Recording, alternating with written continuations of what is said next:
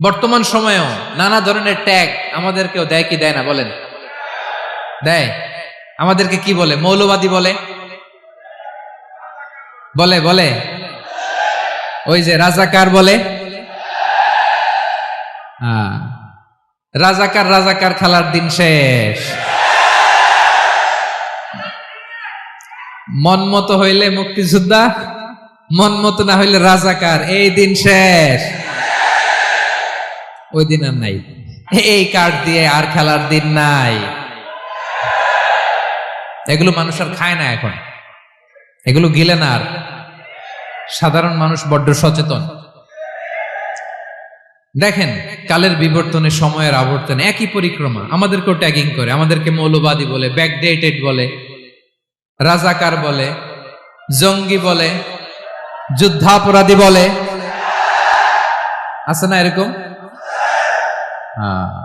ওয়াসবির আলা মা ইয়াকুলুন, নিজের সাথে মিলায় নেন, যা বলে ধৈর্য ধারণ করো। ওয়াহজুরহুম হাজরান জামিলা, জাস্ট ইগনোর দেম, ভালোভাবে ইগনোর করেন, খালাস, সালাম দিয়ে কেটে পড়েন।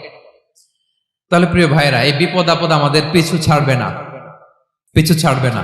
নবীদের পিছু ছাড়ে নাই, আমরা কোথায়? আমরা আর কি? বিপদ আমাদেরকে ধৈর্য ধারণ করতে হবে, মনোবল হারাইলে হবে না। তাহলে প্রিয় ভাইরা, এটাই জীবনের বাস্তবতা। সবর আমাদেরকে এখতিয়ার করতে হবে, হতাশ হওয়া যাবে না। অনেকে আমরা অল্পতে হতাশ হই। এই যে আমরা ধৈর্য ধারণ করছি, এর ফল পাচ্ছি না। দীর্ঘ 1.5 দশক ধরে ধৈর্য ধারণ করছেন না আপনারা? এখন মুক্তি, স্বাধীনতা, বিজয় এনে দিয়েছে কে? ধৈর্য ধারণ করুন। ধৈর্যের যে ফলাফল, এটা বড় মিষ্টি। আসসালামু আলাইকুম ওয়া রাহমাতুল্লাহি ওয়া বারাকাতুহু। আমরা শুরুতে আল্লাহ রাব্বুল ইজ্জা ওয়াল জালালের দরবারে শুকরিয়া জ্ঞাপন করছি, যিনি আজকে আমাদেরকে এরকম চমৎকার একটি পরিবেশে, চমৎকার একটি ইসলামিক কনফারেন্সে উপস্থিত হওয়ার সুযোগ করে দিয়েছেন। আমরা সবাই পড়ছি কালিমাতুশ শুকর, আলহামদুলিল্লাহ। সম্মানিত সুধী, আমরা এই পৃথিবীতে খুব অল্প একটা সময়ের জন্য, একটা ট্রানজিট পিরিয়ড কাটানোর জন্য বেসিকলি আমরা এই পৃথিবীতে এসেছি। আমরা কি চিরকাল এই পৃথিবীতে থাকবো বলেন তো? না, একটা ট্রানজিট পিরিয়ডে আমরা এসেছি, আবার চলে যেতে হবে। এই যে আমাদের জীবন, এই জীবনের জন্য বিপদ আপদ, পরীক্ষা, স্ট্রাগল, এটা অনিবার্য, এটা হবে। বিপদ নাই, কষ্ট নাই, আপদ নাই, অনিশ্চয়তা নাই, স্ট্রাগল নাই, এমনকি কেউ আছে এখানে? কেউ কি হাত তুলে বলতে পারবেন যে হুজুর আমার জীবনে কোনো বিপদ নাই, অথবা আমার জীবনে কোনো দুঃখ নাই, কষ্ট নাই, কোনো স্ট্রাগল নাই, কোনো রিস্ক নাই? এরকম সৌভাগ্যবান কেউ আছেন এখানে? তাহলে জীবনের জন্য পরীক্ষা, এটা অনস্বীকার্য, হবেই হবে পরীক্ষা। পৃথিবীর জীবনটাই এমন, এভাবেই এই লাইফকে ডিজাইন করা হয়েছে। পরীক্ষা থাকবে, এখানে বিপদ থাকবে, এগুলো উত্তীর্ণ হয়ে আপনাকে যেতে হবে। চির সুখ, চির শান্তি, এটাই পৃথিবীতে হয় না। চির সুখ এবং চির শান্তির জায়গা হচ্ছে জান্নাত। চির সুখ এবং চির শান্তি কোথায়? এটা জান্নাতের বৈশিষ্ট্য।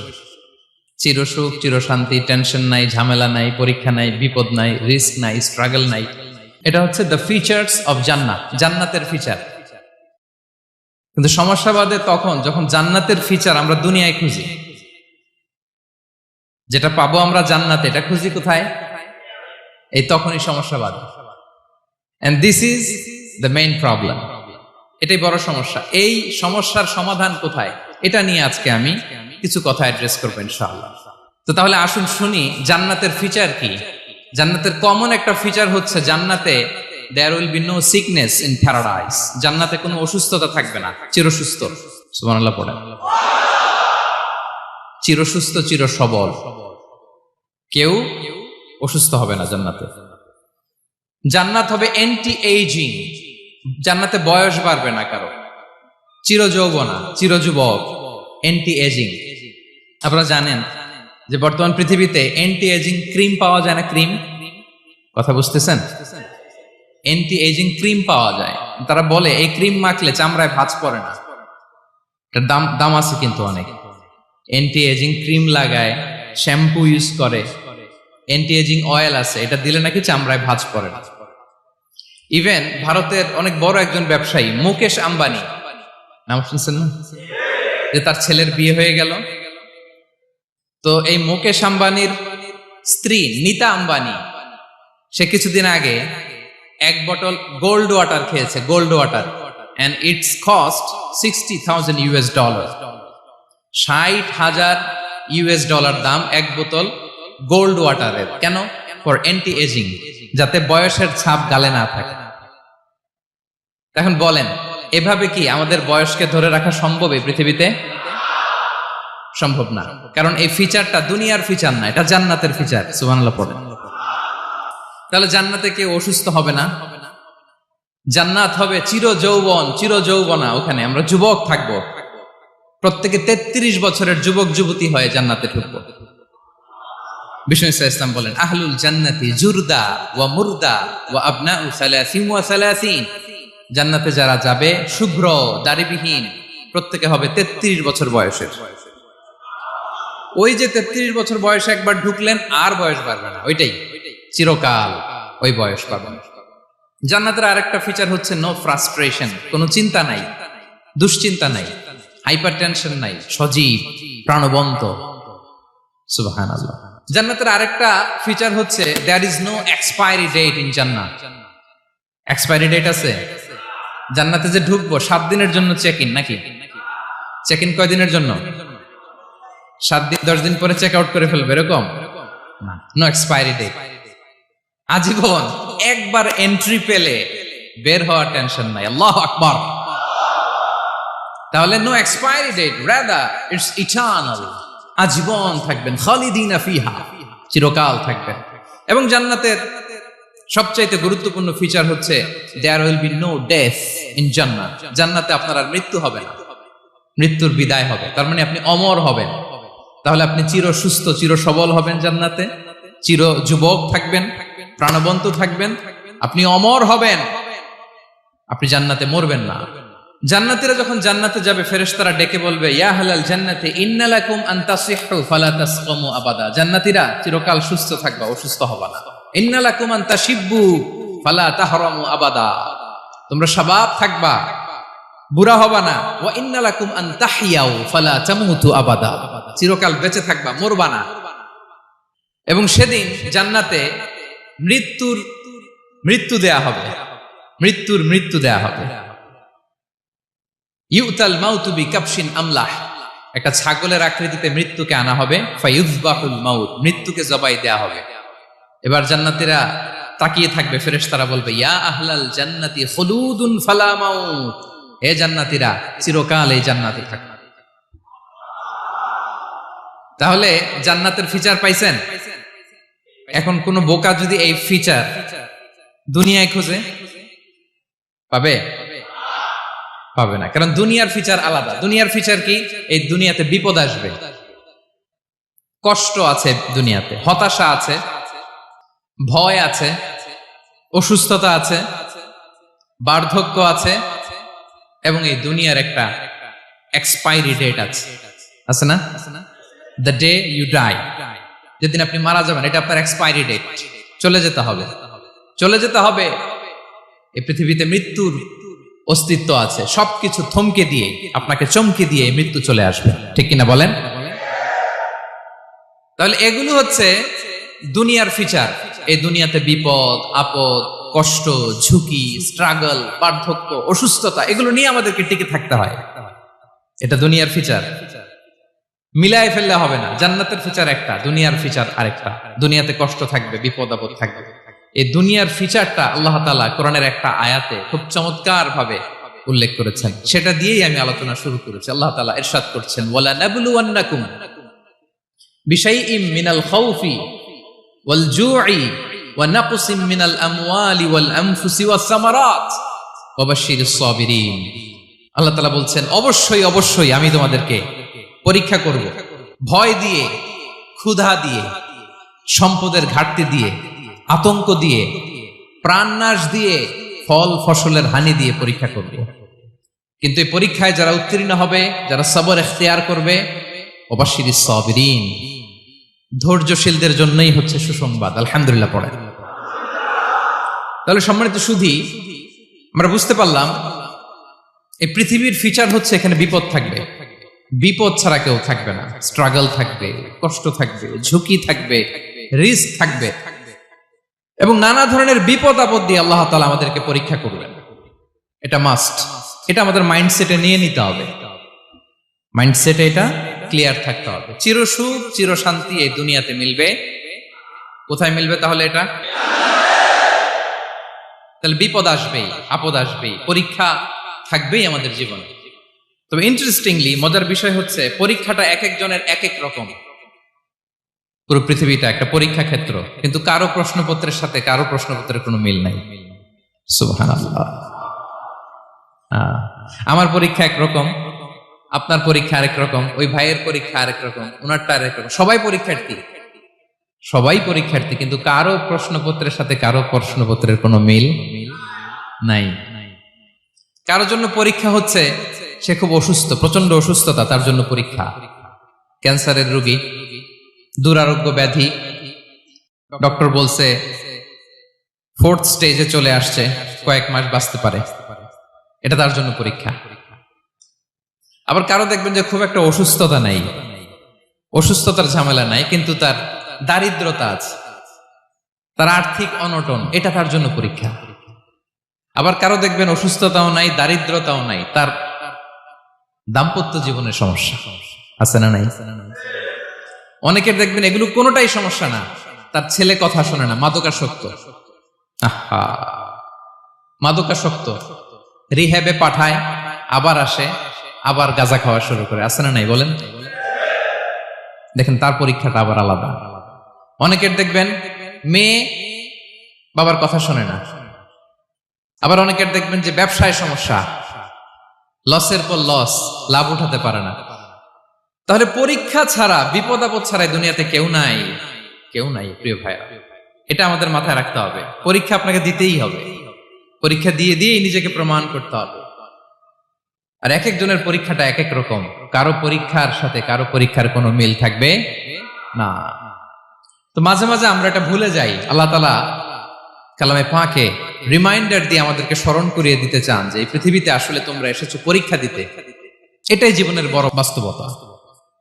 আমাদের জীবনে যত হতাশা, আমাদের জীবন নিয়ে যত অভিযোগ, আমাদের মনে যত কষ্ট, আমাদের হৃদয়ের ভেতরে যত অস্থিরতা, তার মূলে হচ্ছে এই সমস্যা যে আমরা ভুলেই গেছি আমরা পরীক্ষা দিতে আসছি। এটা যদি ভুলে না যান, এটা যদি আপনার মাইন্ডসেটে থাকে যে পুরো জীবনটা একটা পরীক্ষা, তাহলে দেখবেন কোনো কিছু আপনাকে কাবু করতে পারবে না। আপনি হতাশ হবেন না, জীবন নিয়ে আর অভিযোগ থাকবে না, আপনি ভেঙে পড়বেন না, সব অভিযোগ হতাশা দূর হয়ে যাবে। তার মানে বুঝতে পারলাম পরীক্ষা আপনাকে দিতেই হবে। পরীক্ষা দেয়া ছাড়া এই পৃথিবী থেকে চলে যাওয়ার কোনো চান্স বা সুযোগ আমাদের কারো নেই। সূরাতুল আনকাবুতে আল্লাহ তাআলা এই কথাটা আরো চমৎকার ভাবে বলেছেন। আল্লাহ তাআলা ইরশাদ করছেন, আহাসিবান নাসু আইয়ুতরাকু আইয়াকুলু আমান্না ওয়া হুম লা ইফতানুন ওয়ালাকাদ ফাতান্নাল্লাযীনা মিন ক্বাবলিহিম ফালা ইয়া'লামান্নাল্লাহু আল্লাযীনা সাদাকু ওয়া লা ইয়া'লামান্নাল কাযিবিন। আল্লাহ বলেন, মানুষ কি ভেবেছে সে শুধু বলবে আমি ঈমানদার আর তাকে আমি জান্নাতে ঢুকাই দিব? না, কখনো না, কোশ্চিন কালেও না। বরং পূর্ববর্তীকালে যারা পৃথিবীতে এসেছিল তাদেরকে আমি পরীক্ষা নিয়েছি, পরীক্ষা করেছি, এবং তাকেও ঈমানের প্রশ্নে সে সত্যবাদী না মিথ্যাবাদী পরীক্ষা দিয়ে দিয়ে নিজেকে প্রমাণ করতে হবে। ঠিক কিনা বলেন? পরীক্ষা দিয়ে আপনাকে প্রমাণ করতে হবে। এবং এই পরীক্ষার ব্যাপারটা, এটা যে শুধু আমরা সাধারণ মানুষ আমাদের জীবনে দুঃখ বিপদ পরীক্ষা এমনটা না। এই পৃথিবীর সবচাইতে শ্রেষ্ঠ মানুষ যারা ছিলেন তাদেরকে আল্লাহ পরীক্ষা নিয়েছেন। বলেন তো এই পৃথিবীতে সবচাইতে শ্রেষ্ঠতম মানুষ কারা? সবচাইতে শ্রেষ্ঠ ভালো মানুষ কারা ছিল পৃথিবীতে? বলেন তো নবীরা। আওয়াজ করে বলেন তো কারা? তো বলেন তো নবীদের জীবনে পরীক্ষা ছিল কি ছিল না? হ্যাঁ ছিল। বেশি না কম? বিষ্ণু ইসলামকে জিজ্ঞাসা করা হলো, আইয়ুন নাসি আশাদ্দু বালাআন ইয়া রাসূলুল্লাহ, হে আল্লাহর রাসূল এই পৃথিবীতে কাদের জীবনে পরীক্ষা বেশি? বিষ্ণু ইসলাম বললেন, আল আম্বিয়া, নবীদের জীবন। আল আম্বিয়া সুম্মাল আমসাল ফাল আমসাল, সবচাইতে জীবনে পরীক্ষার সম্মুখীন সবচাইতে বেশি হয়েছেন নবীরা। তারপরে নবীদের পরবর্তী অবস্থান যাদের, সিদ্দিকিন যারা, সোহাদা যারা, সলিহিন যারা, আল্লাহওয়ালা যারা, তাদের জীবনে পরীক্ষা বেশি।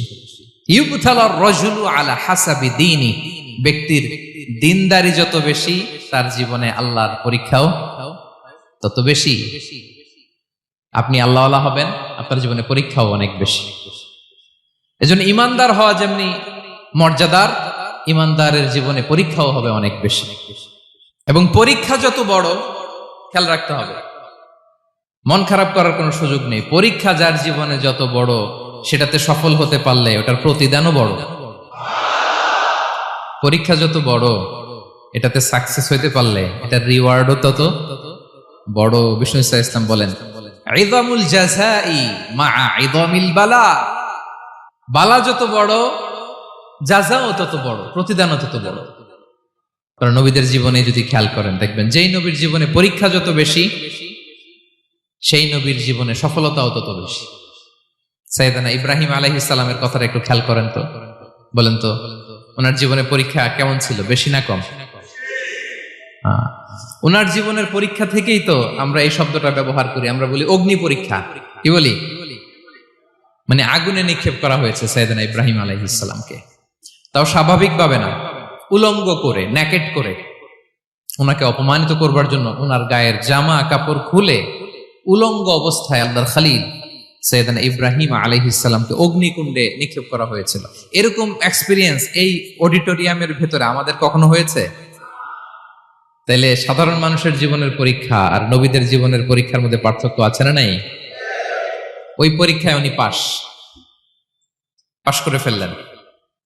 86 বছর পর্যন্ত আল্লাহর কাছে দোয়া করলেন, আল্লাহ আমাকে একটা নেককার সন্তান দাও। আল্লাহ সন্তান দেয় না। 86 বছর পরে আল্লাহ তাআলা সাইয়েদনা ইব্রাহিম আলাইহিস সালাম এবং হাজারের ঘরকে উজালা করে সন্তান দিলেন। সাইয়েদনা ইসমাঈল আলাইহিস সালাম পৃথিবীতে আসলেন কত বছর বয়সে? 86 বছর বয়সের এখানে কেউ আছেন?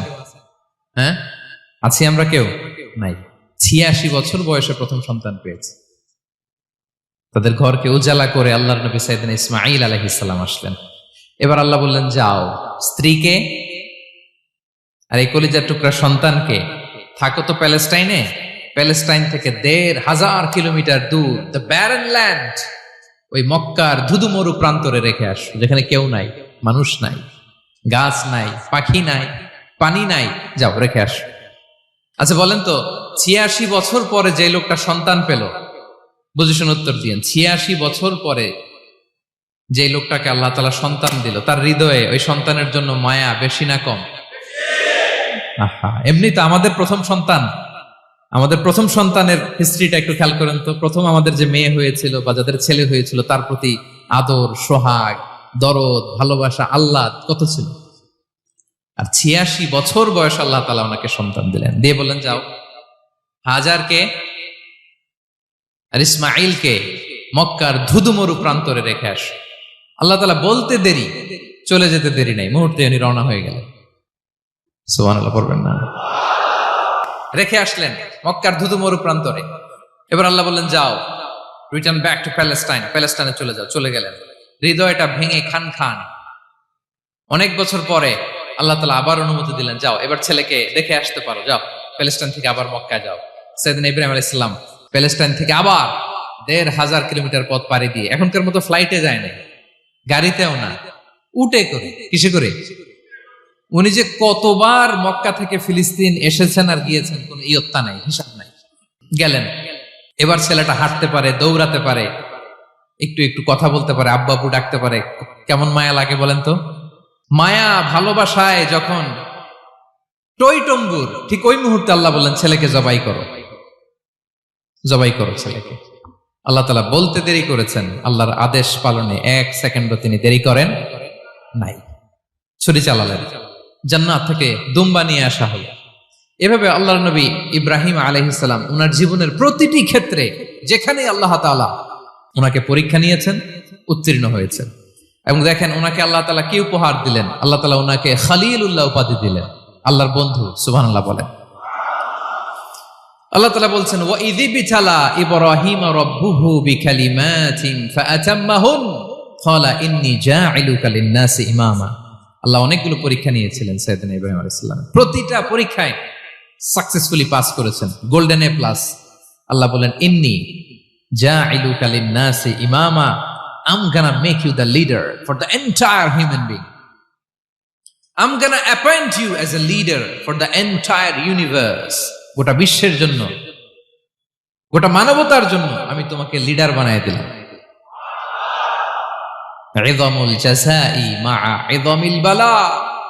পরীক্ষা যত বড়, ওই পরীক্ষায় পাশ করলে ওইটার ফলাফল ও প্রতিদানও বড়। তাহলে দেখেন প্রিয় ভাইরা, সাইয়েদনা ইব্রাহিম আলাইহিস সালামের জীবনে পরীক্ষার কোনো শেষ ছিল না। আমি আপনি কোথায়? আল্লাহর খালিলের জীবনে যদি এত পরীক্ষা থাকতে পারে, আমি আপনি কোথায় বলেন তো? এবার বলেন, সাইয়েদনা মূসা আলাইহিস সালাম, ওনার জীবনে তো কোনো পরীক্ষার ছিল না। হ্যাঁ, গুণে শেষ করতে পারবেন? জন্মটাই তো হয়েছে পরীক্ষার মধ্য দিয়ে। মিশরের ছেলে সন্তান হইলে ফেরাউন বলছে জবাই করো, ওনার মা এরকম সিন্ধুকে করে ভাসায় দিলেন নীল নদীতে। আল্লাহু আকবার! কি একটা রোমাঞ্চকর পরিস্থিতির মধ্য দিয়ে আল্লাহ তাআলা ওনাকে বাঁচালেন। সুবহানাল্লাহ। জন্মই হয়েছে পরীক্ষার মধ্যে দিয়ে। বড় হইলেন, ফেরাউনের ভয়ে দেশ ত্যাগ করলেন, মিশর থেকে মাদিয়ান। আবার আল্লাহর আদেশে যখন ফিরে আসলেন, আবার ফেরাউনের সাথে তর্ক বিতর্ক, যুদ্ধ। একটা রাত আল্লাহ নবী মূসা আলাইহিস সালাম শান্তি মতো মিশরে ঘুমাতে পারে নাই। একটা রাত। শেষ পর্যন্ত এই ফেরাউন মূসা আলাইহিস সালামকে ধাওয়া করেছে। ফেরাউনের ধ্বংসের আগ পর্যন্ত সে মূসা আলাইহিস সালামকে ধাওয়া করেছে। তার মানে মূসা আলাইহিস সালাম এই বিপদ আপদ পরীক্ষা এগুলো থেকে মুক্তি পান নাই। এবার বলেন ঈসা আলাইহিস সালামের কথা। ওনার জীবনে তার পরীক্ষা ছিল না। কি পরীক্ষা ছিল? হ্যাঁ, আল্লাহু আকবার। Same scenario goes to the biography of every messenger in the world. পৃথিবীর সব নবীর ক্ষেত্রে একই ঘটনা ঘটেছে। সাইয়েদনা ঈসা আলাইহিস সালাম দাওয়াত যখন দিলেন, ওনার বিরোধিতা শুরু হলো, ওনাকে হত্যার ষড়যন্ত্র হলো। ইভেন কি ওনাকে মারার জন্য বনি ইসরাইলেরা উদ্ধত হলো, জানে বাঁচবার জন্য পালালেন। এক ঘরে ঢুকলেন, চারদিক দিয়ে ঘেরাও করলো, উনি দরজা জানালা লাগাই দিলেন। ওরা বললো একজন দরজা ভেঙে জানালা ভেঙে ভিতরে ঢুকে দেখো বেটা ঈসা কি করে। একজন ভিতরে ঢুকছে, ঢুকার সাথে সাথে বল রাফাআহুল্লাহু ইলাইহি, আল্লাহ তাআলা ঈসা আলাইহিস সালামকে উপরে উঠায় নিল। আর যেই লোকটাকে তারা ভিতরে ঢুকালো, তার চেহারাকে আল্লাহ তাআলা ঈসা আলাইহিস সালামের চেহারার মতো করে দিলেন। এবার তার বাইরের সাথীরা বলে, ঘটনা কি বেটা? ঈসাও বেরোয় না, আমাদের লোকটাও বেরোয় না, সবাই ঢুক। দরজা ভেঙে ভেতরে ঢুকে দেখে ঈসা দাঁড়ায় আছে। বলেন তো, এটা ঈসা না মিসা? এটা কি আসল ঈসা? ওমা কতালু ওমা সলাবু ওয়ালাকিন শুব্বিহা লাহুম। আল্লাহ বলে, তোমরা আমার নবী ঈসাকে হত্যাও করতে পারো নাই, শুলেও চড়াতে পারো নাই, আমি সেফটি সিকিউরিটি দিয়ে আমার নবী ঈসা আলাইহিস সালামকে আকাশে তুলে নিয়েছি। তাহলে ওনার জীবনও পরীক্ষার শেষ ছিল না। এবার যদি আমরা বিশ্বনবী সাল্লাল্লাহু আলাইহি ওয়াসাল্লামের জীবনের দিকে তাকাই, ওনার জীবনটা দেখেন তো। আমাদের পেয়ারা নবী বিশ্বনবী মুহাম্মদুর রাসূলুল্লাহ সাল্লাল্লাহু আলাইহি ওয়াসাল্লাম, ওনার জীবনে কি স্ট্রাগল ছিল? স্ট্রাগল। মাক্কি জীবনের কথা যদি একটু খেয়াল করেন, দেখেন তো 3 বছর শিয়াবে আবি তালেবে জেল খেটেছেন, না খেয়েছিলেন। ওনার বংশের লোকেরা প্রথমে ছাগল খেয়েছে, ছাগলগুলো যখন শেষ, ছাগলের চামড়াগুলো শুকিয়ে ওইটা খাইছে। গাছের পাতা ছাল এগুলো খেয়ে খাবারের অভাবে বেহুশ হয়ে পড়ে থাকতো তারা। না খেয়ে কয়দিন ছিলেন আপনি? আমি কয়দিন ছিলাম না খেয়ে? মনেই তো পড়ে না, না খেয়েছিলাম কিনা কোনোদিন। এ হচ্ছে মাক্কি জীবন। মেন্টালি প্রেসার দেয়া হয়েছে। বিশ্বনবীর চাচা আবু লাহাব, তার 2 ছেলে উতবা আর উতাইবা, এদের সাথে বিয়ে দিয়েছিলেন 2 মেয়ের। যখন দাওয়াত দেওয়া শুরু করলেন, 2 মেয়েকে ডিভোর্স দিয়ে দিল। দেখেন, একটা বাবার জন্য প্রাপ্তবয়স্কা মেয়েকে যখন উঠায় নেয়ার আগে ডিভোর্স দেয়, তার মানসিক অবস্থাটা কেমন থাকে বলেন? মেন্টালি প্রেসারাইজ করা হয়েছে, ফিজিক্যালি হ্যারাস করা হয়েছে। বিষ্ণু ইসলাম যখন নামাজে দাঁড়াতেন, উটের পচা নারী ভুঁড়ি বিষ্ণুনবীর কাঁধে চাপিয়ে দেওয়া হতো। আপনার জীবনে এরকম ঘটছে কখনো? আপনি নামাজ পড়তেছেন, উটের পচা নারী ভুঁড়ি আপনার কাঁধে চাপিয়ে দেওয়া হয়েছে। কয়দিন হয়েছে এরকম? কয়দিন হয়েছে? হ্যাঁ, তারপরে তো আলহামদুলিল্লাহ বেরোয় না মুখ দিয়ে। কেমন আছেন হুজুর? কয়েন না, বেশি একটা সুবিধার না, তাই না? বেশি একটা একটু মিলাবেন। কতটুকু পরীক্ষা আমরা দিয়েছি? তায়েফে গেলেন বিশ্বনবী, তায়েফে গেছিলেন জমির বায়না দিতে, তাই না? জমি কিনবে তায়েফে। তায়েফবাসীদেরকে জাহান্নামের আগুন থেকে বাঁচাতে গিয়েছিলেন, নিজের জন্য না। সেখানে তায়েফের ছেলেরা পাথর মেরেছে বিষ্ণু ইসলামের গায়ে। এত শুভ্র দেহ ছিল, চেহারা ছিল, বিষ্ণুবীর গা দিয়ে ঝরঝর করে রক্ত ঝরেছে। ফিজিক্যাল হ্যারাসমেন্টের শিকার হয়েছেন বিষ্ণু ইসলাম। যখন যেদিন বিষ্ণু ইসলামকে হত্যার ষড়যন্ত্র করা হলো, আল্লাহ তাআলার আদেশে তিনি মক্কা থেকে মদিনায় হিজরত করলেন। মদিনাতে যে একটা রাত, সপ্তম হিজরির আগ পর্যন্ত শান্তিতে ঘুমাতে পারেন নাই। 3 দিকে 3 ইহুদি বসতি, বনু কাইনুকা, বনু নদীর, বনু কুরাইজা। আহা, খাওয়ার মধ্যে বিষ মিশিয়ে দেয়া হয়েছিল বিষ্ণু ইসলামের। বাজুর, খাসির বাজুর রান পছন্দ করতেন।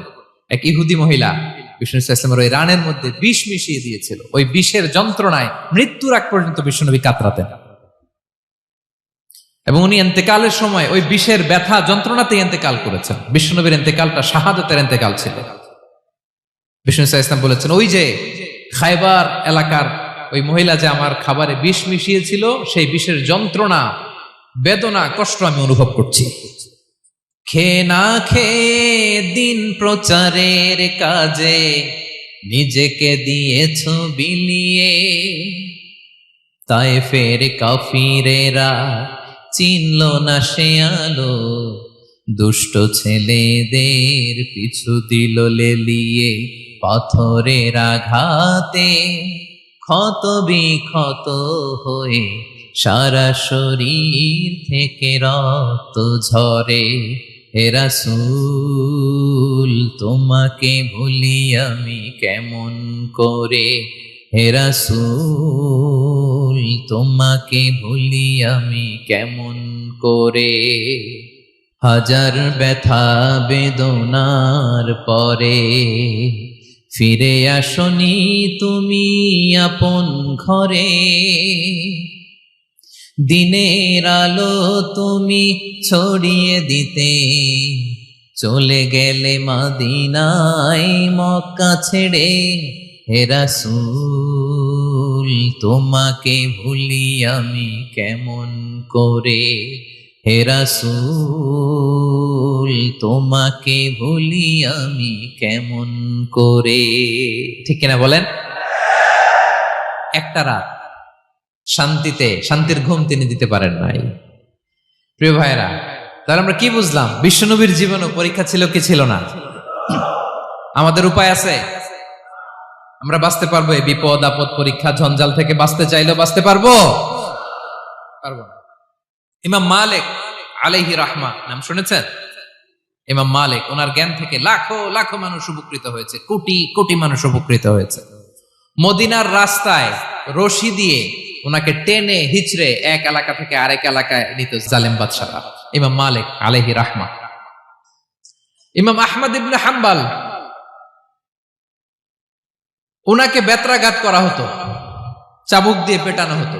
আল ইমাম আল আযম আবু হানিফা আলাইহি রাহমা, ওনাকে কারাবন্দী করা হয়েছিল। তার মানে দেখেন, যত বড় বড় স্কলার, যত বড় বড় মাশায়েখ, এমনকি আম্বিয়া আলাইহিmus সালাম, ওনারাও পরীক্ষা বিপদ আপদ থেকে রেহাই পান। পাইছে? তাহলে আপনি আর আমি পাবো? বলেন তো। তাহলে এটা আমাদের ব্রেইনে গেঁথে নিতে হবে যে জীবন মানেই এখানে বিপদ থাকবে, পরীক্ষা থাকবে, স্ট্রাগল করে করে আমাকে আগাতে হবে। কেউ আমার জন্য রেড কার্পেট বিছিয়ে রাখবে না। এই জীবনটা বড় জটিল। This is life, how it's design. এভাবেই পৃথিবীকে ডিজাইন করা হয়েছে। এখানে বিপদ আছে, কষ্ট আছে। এই পরীক্ষা দিয়ে দিয়ে আপনাকে উত্তীর্ণ হতে হবে। বুঝতে পেরেছেন প্রিয় ভাইরা? নাও দ্য কোশ্চেন আরাইজ, এখন প্রশ্ন হচ্ছে, কেন আল্লাহ এই পরীক্ষা নেন? কেন? আল্লাহ তাআলা সূরা মুলকে বলেছেন এই পৃথিবী সাজানোর, এই জীবন মৃত্যুর এই খেলা, এটার উদ্দেশ্যটাকে আল্লাহ তাআলা স্পষ্ট করে বলেছেন। আল্লাযী খালাকাল মাউতা ওয়াল হায়াতা লিয়াবলুয়াকুম আইয়ুকুম আহসানু আমালা। জীবন মৃত্যু দিয়ে তোমাদের জীবনকে সাজানো হয়েছে এজন্য, যাতে করে তিনি তোমাদের পরীক্ষা করতে পারেন। কি করতে পারেন? তোমাদের মধ্যে কে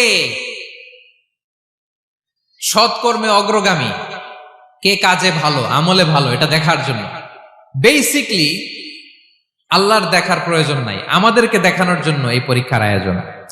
আমি ভালো করবো না খারাপ করবো এটা আল্লাহ জানে না, তো ওনার পরীক্ষা করা লাগে কেন? কথা বলেন। আমি জান্নাতি না জাহান্নামী এটা আল্লাহ জানেন না? বেসিকলি আমাদেরকে জানানোর জন্য এই পরীক্ষার আয়োজন। কাদেরকে জানানোর জন্য? মানে তুমি জেনে যাও তুমি জান্নাতি না জাহান্নামী, আমি ভালো করেই জানি। একটা ছোট্ট উদাহরণ দিলে বুঝতে পারবেন প্রিয় ভাইয়েরা। ধরেন আল্লাহ তাআলা দুইজনকে সৃষ্টি করলেন। উদাহরণস্বরূপ একজনের নাম আব্দুল্লাহ, আরেকজনের নাম আব্দুর রহমান।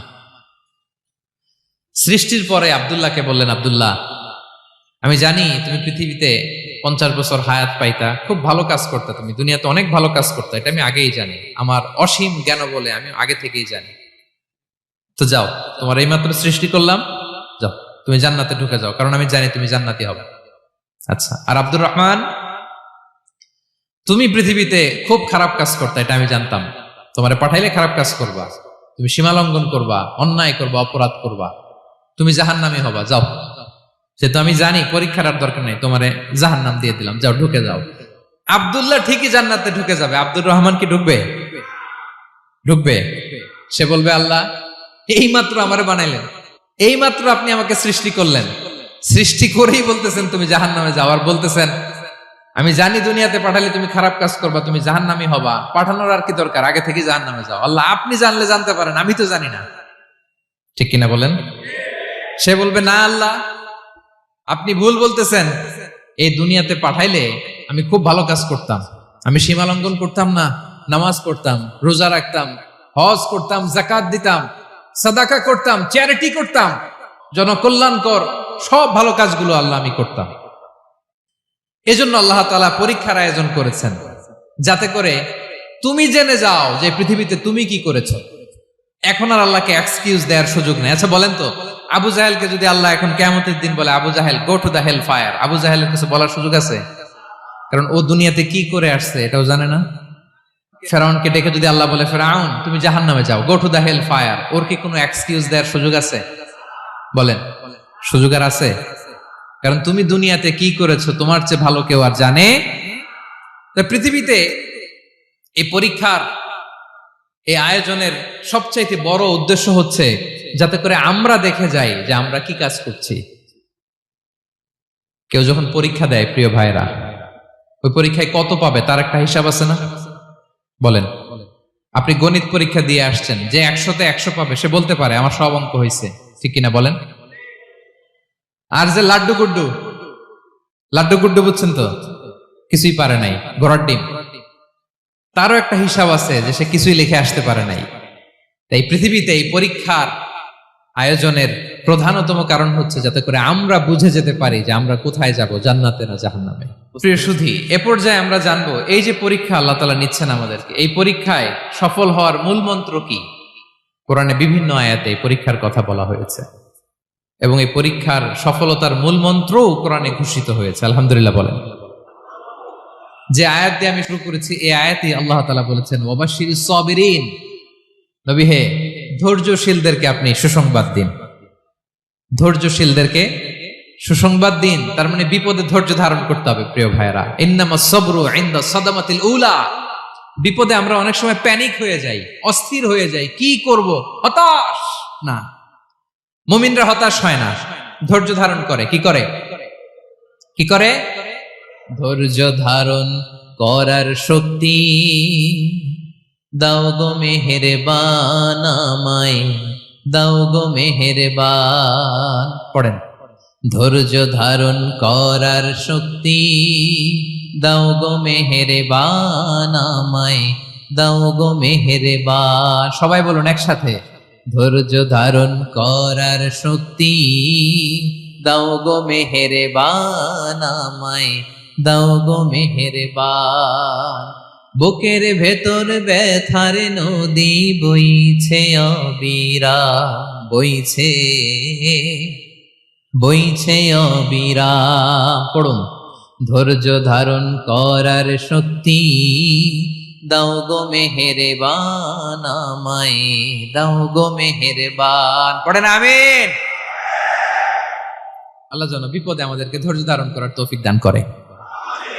প্রিয় ভাইয়েরা, ধৈর্য এটা এমন একটা গাছ যে গাছের সারা গায়ে কাটা, কিন্তু এই গাছের ফলটা বড় সুস্বাদু। আই রিপিট, আমি আবার বলছি, ধৈর্য এটা এমন একটা গাছ যে গাছের সারা গায়ে কাটা, কিন্তু ফলটা বড় মিষ্টি, ফলটা বড় সুস্বাদু। সবাই ধৈর্য ধারণ করতে পারে না। বিষ্ণু ইসলামকে আল্লাহ তাআলা নানা সময় আশ্বস্ত করেছেন, সান্ত্বনা দিয়েছেন, আর ধৈর্যের বাণী শুনিয়েছেন। আল্লাহ বলেন, ফাসবির কামা সাবারা উলুল আজমি মিনার রাসূল। নবী হে, আপনার আগে দৃঢ় প্রত্যয়ী নবীরা যেরকম ধৈর্য ধারণ করেছে, আপনিও ধৈর্য ধারণ করুন। সূরাতুল মুজাম্মিল আল্লাহ তাআলা বলছেন, ওয়াসবির আলা মা ইয়াকুলুনা ওয়াহজুরহুম হাজরান জামিলা। ওরা যাই বলুক, আপনি ধৈর্য ধারণ করুন, ওদের কথাকে ইগনোর করুন। Just ignore what they are saying to you. যা বলে আপনি জাস্ট ইগনোর করেন। ওরা বিষ্ণু ঈসা ইসলামের মনোবলকে ভেঙে দেওয়ার জন্য কখনো বিষ্ণু ঈসা ইসলামকে কবি বলে গালি দিত। কবি কি বলতো? শায়ের। কখনো বলতো মজনুন, পাগল। নাউজুবিল্লাহ পড়বেন না? পাগল বলে গালি দিত। মাঝে মাঝে বলতো কাহিন, গণক।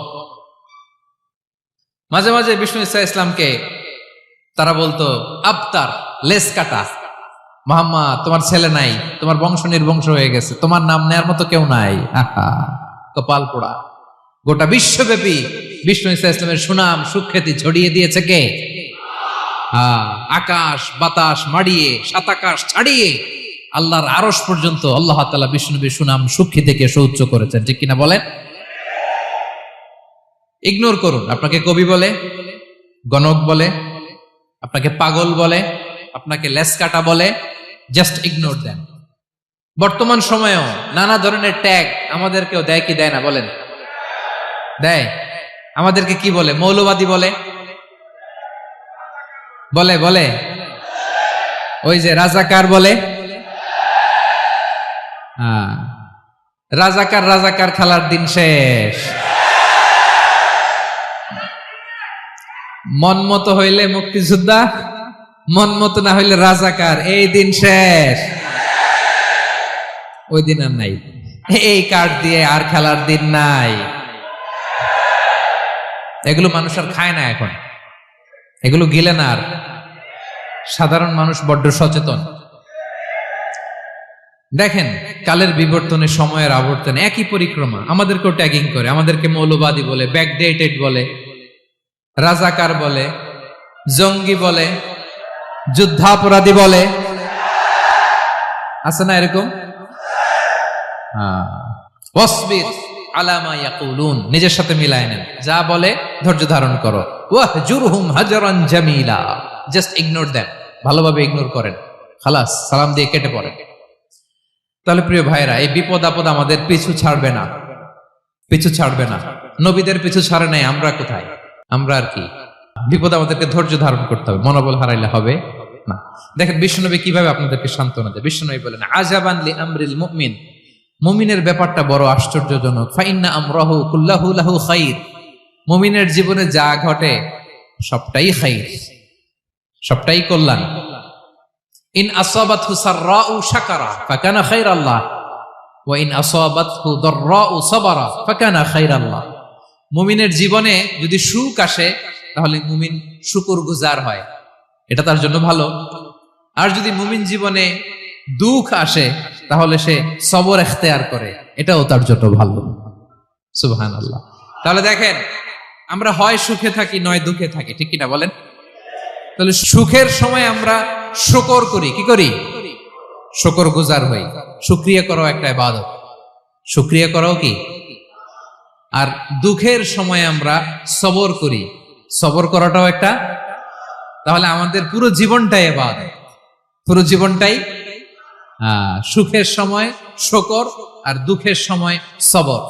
আওয়াজ করে বলেন, সুখের সময় শুকর আর দুঃখের সময়। এই দুই ইবাদত মুমিন জীবনে চলমান, কন্টিনিউয়াস, একটা উইন উইন সিচুয়েশন। কি বলেন? উইন উইন হয়ে গেল না? যেই পরিস্থিতিতেই থাকে আমাদের জন্য লাভ। আল্লাহু আকবার। তাহলে প্রিয় ভাইরা, এটাই জীবনের বাস্তবতা। সবর আমাদেরকে ইখতিয়ার করতে হবে, হতাশ হওয়া যাবে না। অনেকে আমরা অল্পতে হতাশ হই, এই যে আমরা ধৈর্য ধারণ করছি, এর ফল পাচ্ছি না? দীর্ঘ 1.5 দশক ধরে ধৈর্য ধারণ করছেন না আপনারা? এখন মুক্তি, স্বাধীনতা, বিজয় এনে দিয়েছে কে? ধৈর্য ধারণ করুন। ধৈর্যের যে ফলাফল, এটা বড় মিষ্টি। ধৈর্য এমন একটা গাছ, এই গাছের সারা গায়ে কাটা, কিন্তু এর ফলটা বড় সুস্বাদু, এর ফলটা বড় মিষ্টি। ধৈর্য ধারণ করার অভ্যাস করতে হবে প্রিয় ভাইরা। মুমিন হতাশ হয় না, হাল ছেড়ে দেয় না। মুমিন ভরসা রাখে একজনের উপর, তিনি কে? লা তাইআসু মির রাউহিল্লাহ ইন্নাহু লা ইয়াইআসু মির রাউহিল্লাহি ইল্লাল কওমুল কাফিরুন। আল্লাহর রহ থেকে, রহম থেকে নিরাশ হয়ে যাও না। কাফির ছাড়া, অকৃতজ্ঞ ছাড়া কেউ আল্লাহর রহ থেকে, আশা থেকে নিরাশ হয় না। শয়তানের সবচেয়ে বড় মিশন হলো আমাদেরকে হতাশ বানানো, এটা খেয়াল রাখবেন। শয়তানের সবচাইতে বড় মিশন কি? আমাদেরকে হতাশ করে দেয়া। হতাশ বানাইতে পারলে সে সাকসেসফুল, খুশি। কিন্তু আমরা এত সহজে হতাশ হই না, আমরা নিরাশ হই না, আমরা বিপদে হাল ছেড়ে দেই না। আমরা ভরসা রাখি এক মহান সত্তার উপর, তিনি কে? মনে থাকবে, বিপদ আসলে ভেঙে পড়বেন, ভিসা না হইলে কান্নাকাটি শুরু করবেন, ব্যবসায় লস হইলে হাউমাউ, হতাশ হবেন, ভেঙে পড়বেন। ধৈর্য ধারণ করব আমরা। আওয়াজ করে বলেন, আমরা কি করব? সবর। বিপদ ট্যাকেল দেওয়ার প্রথম স্টেপ হচ্ছে সবর। ধৈর্য ধারণ করতে হবে। অবশ্যই সাবিরিন, ধৈর্যশীলদেরকে সুসংবাদ দাও। বিপদ থেকে বাঁচার দ্বিতীয় স্টেপ হচ্ছে এই বিপদ থেকে উত্তরণের চেষ্টা করতে হবে। কন্টিনিউয়াস প্রচেষ্টা চালিয়ে যেতে হবে। ওয়াল্লাযীনা জাহাদু ফিনা লানাহদিয়ান্নাহুম সুবুলানা। যারা আমার রাস্তায় চেষ্টা করে, প্রচেষ্টা করে, স্ট্রাগল করে, তাদেরকে আমি পথ দেখিয়ে দেই, সুবুল দেখিয়ে দেই, ওয়ে আউট দেখায় দেই, এক্সিট দেখায় দেই। কোথাও আটকাবেন না আপনি, আপনাকে এক্সিট দেখাই দিবে কে? মালয়েশিয়াতে কেলুয়ার বলে না? কেলুয়ার কি বলে চেনেন? কেলুয়ার মানে কি? এক্সিট। এক্সিট পেয়ে যাবেন, আটকাবেন না আপনি জীবনে কোথাও। 3 নাম্বার, আল্লাহর উপর তাওয়াক্কুল করতে হবে বিপদ আসলে। ওমাইয়া তাওয়াক্কাল আলাল্লাহি ফাহুয়া হাসবুহ। আল্লাহর উপর যে তাওয়াক্কুল করে, আল্লাহই তার জন্য যথেষ্ট হয়ে যায়। তাহলে বিপদে প্রিয় ভাইরা আমরা প্যানিক হব না, ধৈর্য ধারণ করব, বিপদ থেকে উত্তরণের সর্বোচ্চ প্রচেষ্টা চালিয়ে যাব, আর ভরসা রাখবো একজনের উপর, তিনি কে? আর বিপদ আসলে এটাকে নেগেটিভলি নেবেন না সবসময়। বিপদ আপদ এটা অনেক পজিটিভ, ভালো জিনিস আমাদের জীবনে বয়ে নিয়ে আসে। শাইখুল ইসলাম ইবনু তাইমিয়া আলাইহি রাহমা, উনি বলতেন, খুব দামি কথা, খুব হেভি ওয়েট কথা, মনোযোগ দিয়ে শুনুন। তিনি বলতেন, যে নেয়ামত তোমাকে আল্লাহ থেকে দূরে সরায়, ওই নেয়ামতের চেয়ে বিপদ ভালো, যে বিপদ তোমাকে আল্লাহর দিকে ধাবিত করে। আই রিপিট, আমি আবারও বলি, যে নাজ নেয়ামত তোমাকে আল্লাহ থেকে দূরে সরিয়ে দেয়, সে নাজ নেয়ামতের চেয়ে ওই বিপদ আপদ ভালো, যেই বিপদ আপদ তোমাকে আল্লাহর কাছে টেনে নেয়। তাহলে বিপদ আপদ আসলে আপনি হতাশ হবেন? আর কখনো দুঃখ করবেন? মোয়ারের ভাইয়েরা, আর মন খারাপ করবেন? আপনি খেয়াল করে দেখেন, বিপদ আসলে আমরা আল্লাহরে ডাকি বেশি। যখন অসুস্থ আপনি খেয়াল করেন তো, আল্লাহ আল্লাহ তুমি ছাড়া বাঁচানোর কেউ নাই, আল্লাহ আল্লাহ তুমি হেফাজত করো, আল্লাহ তুমি সুস্থ করে দাও। যখন লাইফ থ্রেট, দেখেন আপনি গুম হয়ে যেতে পারেন, আপনার কারাবন্দী করতে পারে, এরকম একটা বিপদের মধ্যে আছেন, তখন খেয়াল করেন তো আল্লাহর সাথে আপনার কানেক্টিভিটি, রিলেশনশিপটা কতটা ডেভেলপ হয়। কারণ বিপদে পড়লে আমরা আল্লাহরে ডাকি বেশি। তাহলে বিপদ আপদেরও কিছু পজিটিভ সাইড বা দিক আমাদের জীবনে আছে না নাই? অনেক পজিটিভ দিক আছে, কয়েকটা শেয়ার করি। 1 নাম্বার, আল্লাহ, 1 নাম্বার পজিটিভ সাইড তো বললাম, ইমাম ইবনু তাইমিয়া যেটা বললেন। এরপরে হচ্ছে মাঝে মাঝে আল্লাহ তাআলা আমাদের মর্যাদাকে আপগ্রেড করতে চায়, এলিভেট করতে চায়। আপনি ধরেন কোন একটা এয়ারলাইন্সের রেগুলার প্যাসেঞ্জার টিকিট কাটেন, মাঝে মাঝে হঠাৎ করে দেখবেন কাউন্টারে গেলে তারা বলে, you are upgraded to business class, অথবা you are upgraded to first class. যেহেতু রেগুলার প্যাসেঞ্জার, অনেক মাইলস জমা হয়েছে, আপগ্রেড করে দেয়। আল্লাহ তাআলা মাঝে মাঝে চায় তিনি আমাদের মর্যাদাকে, র্যাঙ্ক এটাকে আপগ্রেড করবেন, কিন্তু আমার যে আমল আখলাকের অবস্থা, ওইটা দিয়ে ওই আপগ্রেড র্যাঙ্কে যাওয়ার সুযোগ নাই। বুঝতেছেন কথা? আল্লাহ চায় আমার লেভেল একটু আপ করতে, কিন্তু আমার আমলের যে অবস্থা, এতে আমি ওখানে যাই না। তখন আল্লাহ কিছু বিপদ আপদ দিয়ে, পরীক্ষা দিয়ে বান্দাকে টেস্ট করে। ওই পরীক্ষায় যদি উত্তীর্ণ হন, সাথে সাথে আল্লাহ তাআলা আপনার লেভেল বা র্যাঙ্ক আপগ্রেড করে দেয়। সুবহানাল্লাহ পড়বেন না? তাহলে লাভ না লস? আওয়াজ করে বলেন, লাভ না লস? মুমিন জীবনের সব লাভ। যত বিপদ আপদ আপনাকে স্পর্শ করে, প্রতিটাতেই আপনার জন্য কল্যাণ। বিষ্ণু ইসা ইসলাম বলেন, মা ইউসিবুল মুসলিমা মিন নাসাবিন ওয়ালা ওয়াসাবিন ওয়ালা হাম্মিন ওয়ালা হুজনিন ওয়ালা আযান ওয়ালা গাম্মিন হাত্তা শাওকাতি ইউশাকুহা ইল্লা কাফারাল্লাহু বিহা খাতায়া। আপনার জীবনে যত দুঃখ, যত যন্ত্রণা, যত টেনশন, যত অ্যাংজাইটি, যত ইনজুরি, এমনকি গোলাপ ফুল পাড়তে যে ওখানে যে কাটা বাঁধছে, বরই খেতে যে বরই গাছে ওঠার পর যে একটা কাটা বিঁধছে আপনার হাতে, এর কারণে আল্লাহ তাআলা আপনার গুনাহ মাফ করে দেয়। সুবহানাল্লাহ। তাহলে বিপদ আপদ দিয়ে আল্লাহ বান্দার মর্যাদাকে আপগ্রেড করে। বিপদ আপদে ফেলে আল্লাহ তাআলা বান্দার পাপ মোচন করে। বিপদ আপদ দিয়ে আল্লাহ তাআলা বান্দার শাস্তি মওকুফ করে। এমন পাপ করছেন, এটার জন্য শাস্তি বরাদ্দ হয়ে গেছে, কিন্তু আল্লাহ তাআলা ওই শাস্তি থেকে মাঝে মাঝে আপনাকে বাঁচাতে চায়, তখন কিছু বিপদ দিয়ে বান্দারে পরীক্ষা করে। উত্তীর্ণ হলেই আল্লাহ তাআলা ওই শাস্তিকে মওকুফ করে দেয়। তাহলে আসুন সামারি করি, পুরো আলোচনাটার সামারি করি। বিপদ আপদ, পরীক্ষা, স্ট্রাগল, কষ্ট, এটা সুন্নাতুল্লাহি ফিদ দুনিয়া। এই দুনিয়ায় আল্লাহর সুন্নাত, এর বাইরে কেউ যেতে পারে না। ইভেন নট দ্য মেসেঞ্জার্স, নবীরাও না। আজকের আলোচনায় শুনছেন না নবীদের জীবন দিয়ে কি গেছে, ups and downs, test and trial. নবীরাও না।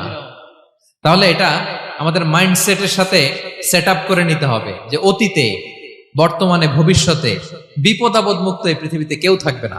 পারবেন? হ্যাঁ, এটা মাইন্ডসেটে নিয়ে নিতে হবে যে এটাই জীবন। বিপদ আপদ দিয়ে আল্লাহ পরীক্ষা করবেন। এটাই পৃথিবী। চির সুখ, চির শান্তি এই পৃথিবীতে খুঁজলেই পাওয়া যায় না। শুরুতে বলছিলাম না, চির সুখ, চির শান্তি। বলেন তো, এটা কি দুনিয়ার ফিচার না জান্নাতের ফিচার? জান্নাতের ফিচার দুনিয়ায় খুঁজলে পাওয়া যাবে?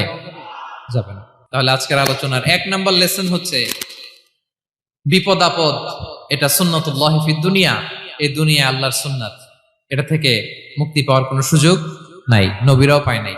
2 নাম্বার লেসন, বাঁচার যেহেতু সুযোগ নাই, we have to face it with patience, intellect and tawakkul. বিপদে অস্থির হওয়া যাবে না, এটাকে ফেস করতে হবে উইথ পেশেন্স, ধৈর্যের সাথে। বিপদ আমরা মোকাবেলা করব কিসের সাথে? ধৈর্য। প্যানিক হবেন না, অস্থির হবেন না, ধৈর্য ধারণ করবেন। উইথ ইন্টেলেক্ট, আল্লাহর দেয়া আপনার ইন্টেলেক্ট খাটিয়ে এই বিপদ উত্তরণের সর্বান্তকরণের চেষ্টা প্রচেষ্টা আপনার চালায় যেতে হবে।